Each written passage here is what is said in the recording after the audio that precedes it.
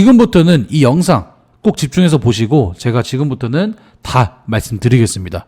사실 제가 전에 말씀드렸던 태경케미컬 있잖아요. 태경케미컬에 제가 차트를 좀 보여드리면서 이게 호재거리가 있어야지, 혹은 재료가 있거나 뭐 그런 것들이 있어야지 구독자분들이 투자를 하시거나 저한테 뭐 문의를 주시거나 하실 텐데, 그걸 제가 지금 이 영상에서 하나로 설명을 드리겠습니다. 자, 돌아와서 보면은 첫 번째로 이 국내 조선업이 이제 2년치가 넘는 수주를 통해서 역대급 호황에 돌입한 것을 두고 이제 슈퍼사이클이 돌아왔다는 평가가 나오고 있습니다. 그 기사가 뭐냐면은, 그 기사를 보면은요, 자, 슈퍼호황, 조선업계 인력 부족 심각, 제조가 관건이죠. 자, 다만 넘치는 일감에 비해 인력이 부족한 심각한 상황인 건 맞습니다. 그래서 최근에 대규모 인력을 채용을 했지만 그중 전문 인력 비중이 적은 것으로 나타나서 우려가 좀 낳고 있는데, 이게 태경케미컬이 생산하는 이 액체탄산 최대 수요처는 조선업이거든요. 그래서 조선업 이제 선박 건조 중 용접에 액체탄산이 사용되기 때문입니다. 자, 그래서 보여드리면은, 자, CTT 리서치에서 보고한 결과고요. 태경케미컬 조선용 접용 액체탄산 수요 올라가고요. 사상 최대 실적 기대입니다. 자, 아까 말씀드린 것처럼 선박 건조 중 용접에 액체탄산이 사용되기 때문인 건 맞고요. 이제 산업통상자원부에 따르면은, 자, 2022년 국내 조선사들이 전 세계 발주량의 총 37%입니다. 37%를 차지한 것으로 알려졌고요. 그중 특히 고부가 이제 친환경 선박 발주가 좀 많았어요. 그래서 대형 선박의 경우 건조 기간이 2년 내외라는 점을 감안한다면 동사의 액체탄산 수요는 더욱 증가할 것으로 아까 기대되고 있습니다. 자, 그리고 근데 지난해 또 한 가지가 있는 게, 지난해 2분기 좋은 실적을 좀 냈죠. 좋은 실적을 낸 것을 두고 이제 태경케미컬 IR 담당자는 다음과 같이 언급을 했어요. 어떻게 언급했냐? 이제 내년에, 자, 보면은 내년 상반기 말 증설 설비가 가동될 전망이다. 이게 첫 번째고요.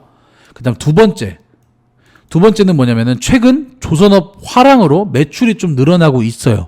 그다음에 세 번째, 이제 신선식품이나 맥주 등에 들어가는 드라이아이스, 탄산 등의 판매도 지속 증가하고 있다.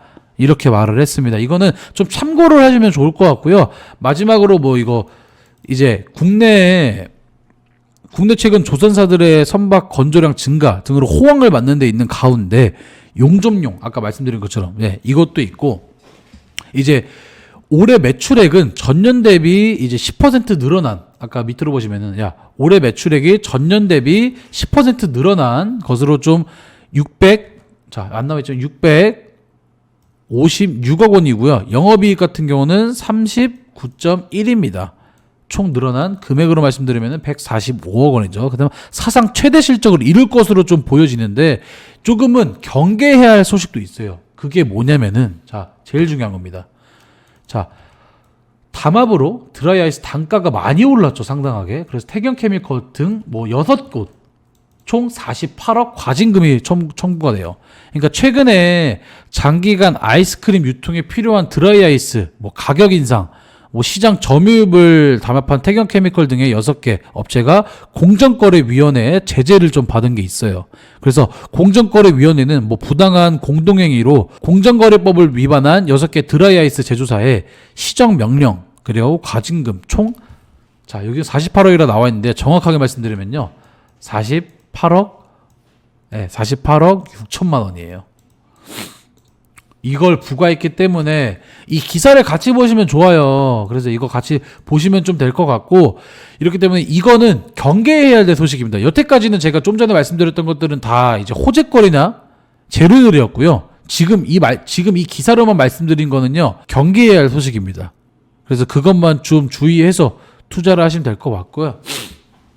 그래서 기본적인 모르는 것들, 또 태경케미컬을 기존에 가지고 계신 분들도 분명 계실 거예요. 그래서 그분들은 이 아래 번호로 연락 한번 주시면은 제가 많은 도움 드릴 것 같고, 그리고 차트를 간단하게 좀 보여드릴게요. 제가 전 영상에서도 그랬듯이 이제 전에 이제 작년 해서 그런 차트만 보였잖아요. 근데 최근 거를 좀 보여드리면요, 자, 일봉으로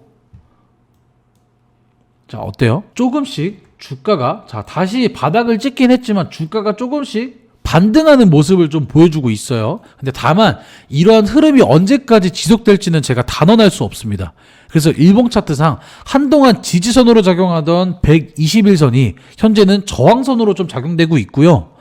향후 만약 주가 상승이 나온다면 121선을 어떻게 뚫어내는지, 예, 그 뚫어내는지에 관심을 가져볼 수 있습니다. 근데 물론 그저 121선을 뚫어냈다고 해서 모든 걸 긍정적으로 평가하기엔 무리가 좀 있기 때문에 이제 현재 증권가는 뭐 동사가 이제 조선업 슈퍼사이클 전망 수혜를 볼 것으로 내다보고 있기 때문에 사실 이러한 이유는 제가 좀 전에 말씀드린 그 호재거리, 그 다음에 보유 재료, 이 태경케미컬이 갖고 있는 보유 재료들을 보시면서 조금씩은 분석을 해 나아가는 것이 좀 좋을 것 같습니다.